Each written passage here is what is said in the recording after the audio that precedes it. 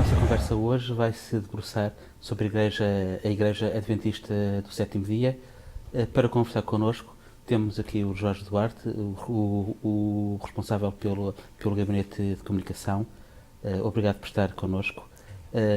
O movimento adventista é um movimento que nasce no século XIX, enfim, como vários outros nos Estados Unidos. Nasce de uma realidade muito específica.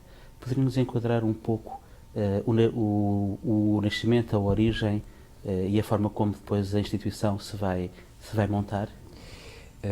É muito interessante porque ontem, dia 21 de maio, nós fizemos 150 anos de existência, ou seja, a Igreja iniciou-se em 1863.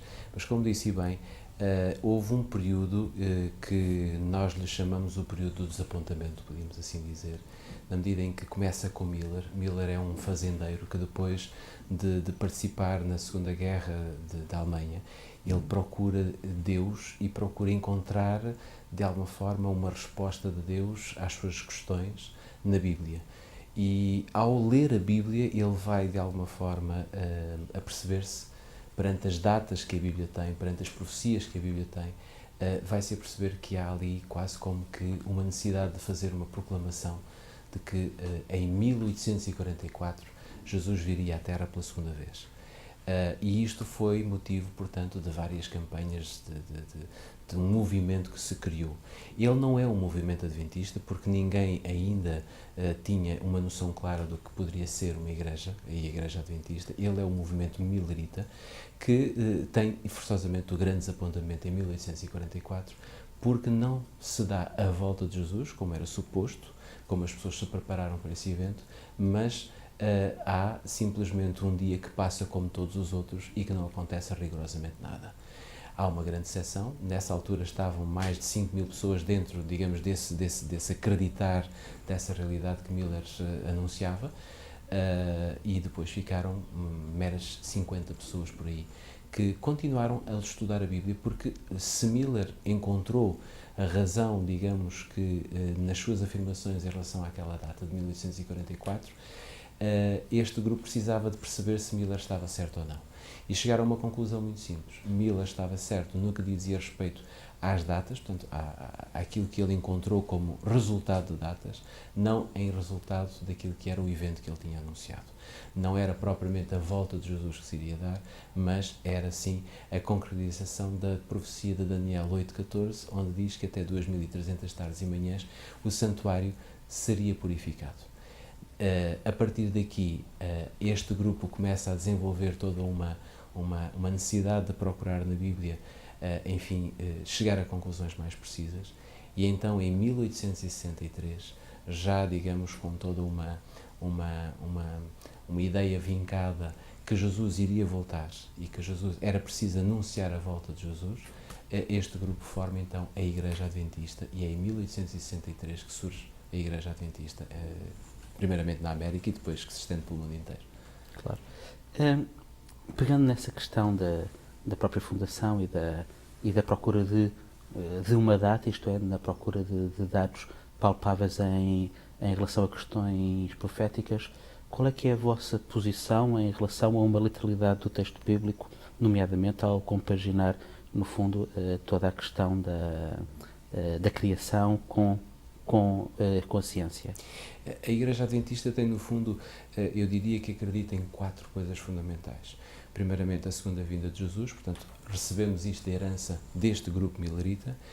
Respeito ao sábado como o dia de descanso, portanto, que está inscrito na lei de Deus, mantém o sábado como dia de descanso, adota um estilo de vida que, de alguma forma, tem muito a ver com o seu património de saúde, na medida em que, mais tarde, Paulo vem a dizer que o nosso corpo é o templo do Espírito Santo, então nós temos uma necessidade enorme de manter os nossos índices de saúde, e também baseamos as nossas crenças na Bíblia toda. Portanto, nós olhamos para a Bíblia como um todo, desde Gênesis a Apocalipse, procurando entender que o livro, a Bíblia, é o livro de Deus, ao qual nós devemos procurar nele encontrar, digamos, resposta a tudo aquilo a todas as nossas perguntas, a todas as nossas dúvidas e questões. Portanto, nós, por exemplo, na questão da criação, nós olhamos para ela como os 7 dias literais, tal como indica a Bíblia, não é? Aquele processo que Deus tem, em que depois, no 6º dia, cria o homem e a mulher e no sábado descansa. Nós temos a Bíblia como o centro da nossa fé e da nossa crença, e é na Bíblia que nós procuramos encontrar todos os dogmas e todas as nossas normas para podermos funcionar enquanto Igreja. Tomando exatamente essa questão do 7º dia, em termos de uma liberdade religiosa, os adventistas têm tido alguns problemas com a forma como encaram o 7º dia e no fundo, pela interdição que o 7º dia é para tudo o que sejam atividades de trabalho. Obviamente que não é fácil, essa questão é pertinente na medida em que, mantendo um dia que, por norma, as sociedades não têm esse dia como um dia de descanso, torna-se muito mais difícil. Eu diria que, e aqui usando um pouco uma linguagem mais religiosa, não é? Graças a Deus, que temos procurado superar e temos conseguido superar essas dificuldades. Não é comum. Normalmente o dia de descanso instituído nas sociedades e nos países, enfim, digamos ocidentais, tem o domingo, vá lá, como o dia de descanso, mas mesmo assim, pela compreensão quer das entidades empregadoras, quer mesmo enfim, no mundo político, nós temos conseguido guardar o sábado. Vamos ver até quando. Em termos de uma organização no fundo, da forma da participação religiosa, podemos lhe chamar dos ritos, quais são os principais marcos na vida de um adventista? A vida do adventista pauta-se sobretudo por conhecer Jesus. Antes propriamente de ele ter necessidade de praticar seja o que for, procuramos sempre que aquele que deseja seguir vá lá, a crença adventista conheça Cristo. É o objetivo, até porque o centro da Bíblia é Cristo, a Bíblia centraliza-se em Cristo e nós procuramos que todo o crente possa conhecer e ter uma relação muito próxima com o seu Criador. Obviamente que, para ser adventista e para estar como membro de igreja inscrito, tem que haver toda uma aprendizagem. Por exemplo, nós praticamos o batismo por imersão, e para chegar ao batismo por imersão há toda uma aprendizagem que normalmente é variado, quer dizer, nós não podemos dizer que demoramos 1 mês ou que demoramos 6 meses, depende do interesse do próprio crente, da vontade que ele tem de aprender mais sobre a Bíblia, mas, por exemplo, a questão de ser adventista passa necessariamente por ser batizado e, portanto, o batismo é por imersão. Também temos o serviço de Santa Ceia, que digamos que existe o termo também Eucaristia, que se usa muito e que talvez isto possa ajudar a perceber um pouco mais este serviço, esta cerimónia. Esta cerimónia é aquela que o Senhor Jesus instituiu, portanto, quando ele, na última Páscoa, podemos assim dizer, prestes a falecer. Só que nós na Santa Ceia incluímos algo que se calhar não é comum, digamos, nas práticas mais, enfim, por exemplo, da Igreja Católica, em que nós temos o serviço de lava-pés. E fazemos exatamente tal como está a primeira e a segunda parte, podemos assim dizer. A primeira parte em que há todo um relacionamento entre nós, em que lavamos os pés uns aos outros, e depois então há a partilha do pão e do vinho, embora o vinho é sempre sem álcool, portanto é um sumo de uva. Temos esta prática também. Depois, poderemos dizer que nos hábitos alimentares nós seguimos o código de saúde que a Bíblia nos apresenta. Ele está escrito em Levítico capítulo 11, é daí que nasce todo o nosso conceito da necessidade de cuidarmos do nosso corpo. E, portanto, existem alguns alimentos dos quais a Bíblia nos confere alguma necessidade de os evitar e de não utilizarmos. E esses alimentos nós respeitamos a lista que está na Bíblia. E, obviamente, que depois todos aqueles que porventura não estão na Bíblia, mas que cientificamente se comprovam que não fazem bem à saúde, o adventista, por norma, evita a utilização desse tipo de alimentos ou de práticas que podem prejudicar a sua saúde.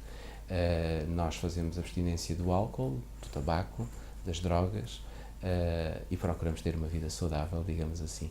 É certo que os adventistas são conhecidos por um povo que tem uma longevidade que faz inveja a algumas pessoas, mas o que é certo também é que fazemos por isso, não é?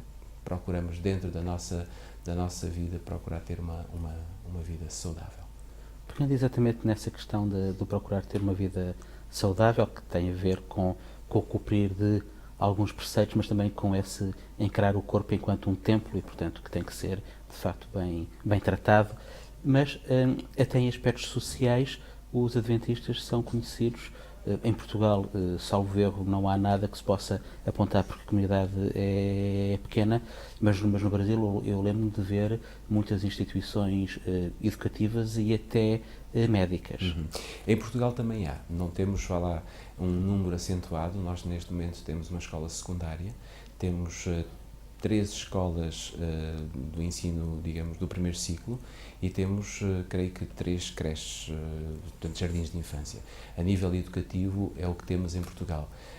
Apesar de procurarmos, mesmo assim, lutar contra as dificuldades que existem e procurar que estas e outras que possam surgir possam dar, digamos que, todo um acompanhamento num ensino cristão e no ensino adventista. Mas posso dizer que a Igreja Adventista, no que diz respeito à educação, no mundo inteiro, estamos presentes em 150 países e temos cerca de 8.600 instituições de ensino, onde temos um corpo docente, por exemplo, de 77 mil professores, e hoje estudam nas nossas escolas aproximadamente 2 milhões de alunos. Portanto, a Igreja Adventista sempre primou muito por procurar dar a possibilidade de oferecer uma educação adventista com os princípios adventistas, e temos tido, graças a Deus, essa realidade, e continua,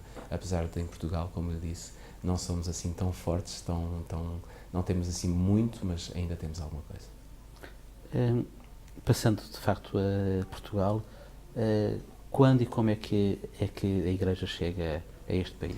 A Igreja chega em 1904. Há um casal americano, um casal de missionários, o casal Renfrew, que decide, já a Igreja estava instituída, não é? Já a Igreja estava com a vontade de se expandir, quer na Europa, quer no mundo inteiro.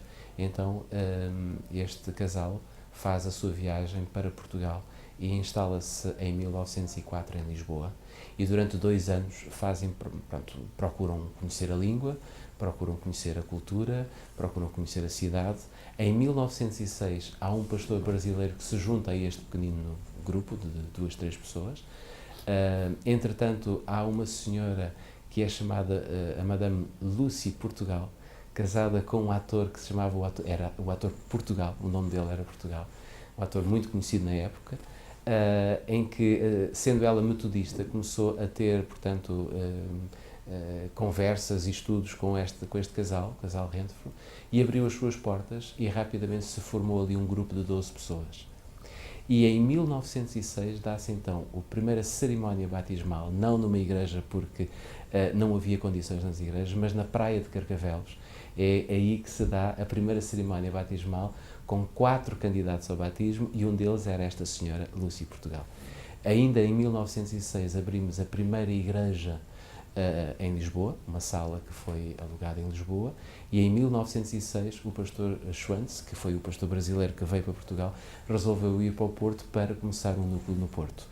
E em 1930, por aí, dá-se início à construção do templo, que é, ainda hoje, o templo principal da Igreja Adventista em Lisboa, na rua Joaquim Bonifácio, onde temos capacidade para 500 pessoas. Mas basicamente foi assim que iniciou o trajeto adventista em Portugal. O diálogo interreligioso em Portugal, no caso da Igreja Adventista, como é que se dá, como é que tem sido? É bastante interessante. Nós fazemos parte do grupo que apresenta programas na televisão, na Antena 1, estamos, portanto, em várias situações em que estamos presentes e participamos, e dão-nos essa possibilidade. Obviamente que nós temos sempre talvez possamos ser vistos, talvez como aquela igreja, mas não guardando, por exemplo, o domingo, como é que é. Creio que aqui o fator do sábado e do domingo, de alguma forma, pode trazer, não um conflito, mas talvez um ponto de interrogação. Mas, até agora, a nossa relação com todas as denominações com que nós participamos têm sido bastante afáveis e nós temos tido uma boa relação com eles até agora. E graças a Deus penso que não é por uma questão de dia de descanso neste caso, não é? Ou por alguma crença menos comum que nos coloquem de parte neste momento. Claro. E a relação com a maioria católica, ou pelo menos com a maioria culturalmente católica? É uma relação de muito respeito. Não nos podemos esquecer que muitos dos adventistas eles vieram da Igreja Católica, têm uma origem católica. Aliás, sabemos disso, não é? Porque a Igreja Católica existe, eu diria, não vou dizer desde sempre, mas já muito mais antiga que a Igreja Adventista, forçosamente, não é? E, portanto, muitos daqueles que hoje são adventistas, as suas raízes, elas são católicas. A Igreja Adventista tem um grande respeito pela Igreja Católica, como sentimos que a Igreja Católica também o tem. Pelo menos em Portugal nós temos essa relação de um verdadeiro respeito, e sempre que nos cruzamos por variedíssimas razões, existe sempre uma relação de muita cordialidade e não temos tido até hoje, como eu digo, graças a Deus, nenhum problema com nenhuma instituição. Os vossos membros, os crentes que pertencem à vossa igreja, poder-se-á de facto dizer que virão maioritariamente de quem antes tinha alguma prática dentro da Igreja Católica, ou já há muita gente de segunda, terceira geração? Forçosamente nós temos muita gente já de segunda, terceira e quarta geração, podemos assim dizer. Mas no início, forçosamente, houve muita gente que veio da Igreja Católica, e posso lhe dizer que mesmo ainda hoje as conversões que existem da Igreja Adventista, a vontade das pessoas pertencerem à Igreja Adventista, eu diria que passam mais católicos para adventistas do que propriamente evangélicos ou protestantes, não é? Mas temos tido essa realidade. Hoje temos uma aproximação também maior, quer às igrejas evangélicas, e isso, de alguma forma, nós vamos partilhando a nossa fé uns com os outros, não é? E isso tem possibilitado as pessoas poderem perceber quais são os nossos princípios, quais são os nossos ideais, o que é que nós acreditamos, onde é que depositamos a nossa fé, e tem sido bastante interessante. Dizer-lhe talvez que, por exemplo, hoje a Igreja Adventista, isto desde 1904 até agora, a Igreja teve um crescimento, e hoje nós somos cerca de 9.200 adventistas inscritos, embora os censos pudessem dar outra realidade, porque há muita gente não sendo adventista, vai lá inscrita, tem aquela convicção que a Igreja Adventista seria a igreja que eles frequentariam se porventura se tornassem cristãos ou se quisessem seguir uma religião. Temos essa noção também, mas inscritos hoje nós temos 9.200, com cerca de 100 igrejas em Portugal. Pode dizer que há alguma distribuição geográfica especial, ou mais interior? É certo que o litoral é sempre aquele que deu-nos mais vantagem, e temos muito mais igrejas no litoral do que no interior, sendo que o Alentejo talvez seja a parte, não vou dizer mais fraca, mas talvez aquela que tenha menos presença adventista. Mas mesmo assim, nas principais localidades do Alentejo, existe presença adventista. Em termos de uma estrutura, quer nacional, quer internacional, como é que a Igreja se organiza? Em estrutura, na questão organizacional. A Igreja, nós não somos uma Igreja, como é que lhe dizer? Nós não somos uma Igreja congregacionalista, nós somos uma Igreja que está instituída de cima para baixo, em que nós temos uma sede nos Estados Unidos, portanto, a nossa sede é lá, chamamos-lhe Conferência Geral. A partir dessa sede, nós dividimos-nos depois em várias divisões, depois em várias uniões, em várias conferências, em várias federações, até chegarmos à Igreja e ao grupo, digamos assim. Temos um corpo pastoral que é formado nas nossas escolas. Nós temos universidades, portanto, em que oferecemos o curso de Teologia. Muitas vezes temos parcerias com outras universidades que, não sendo adventistas, vamos tendo algumas parcerias e que nos permitem depois graduar os nossos teólogos, enfim, com algumas especialidades ou mesmo com algum grau mais académico. E depois os pastores fazem, digamos que, um percurso na sua vida até chegarem ao pastor ordenado. O pastor ordenado é o topo, digamos assim, é a parte mais elevada no trabalho do pastor. Quando ele chega à parte mais elevada, ele deixa de ser um pastor local ou regional, ele passa a ser um pastor qualificado para trabalhar em qualquer parte do mundo. As igrejas têm todas elas que corresponder de alguma forma a determinados parâmetros para nós podermos funcionar, de maneira que, no que diz respeito, por exemplo, ao estabelecimento das ofertas e dos dízimos, porque praticamos o dízimo é uma proposta que Deus nos faz e que ela está inserida na Bíblia.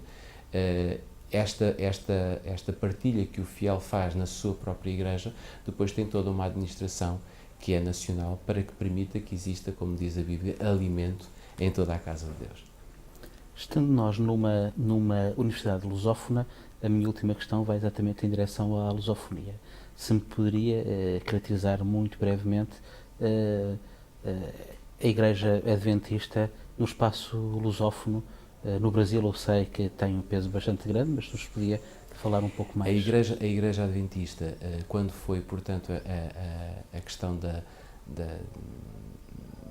separação das ex-colónias, podemos dizer assim, expandiu-se bastante em Portugal. E agora mantém-se, digamos, mais ou menos com estes níveis. Mas, por exemplo, ela tem crescido imenso nos países de Angola, Moçambique, não é? Nos Palopes. Temos tido um crescimento bastante interessante. Temos tido também um crescimento muito acentuado no Brasil. A Igreja Adventista no Brasil é extremamente conhecida.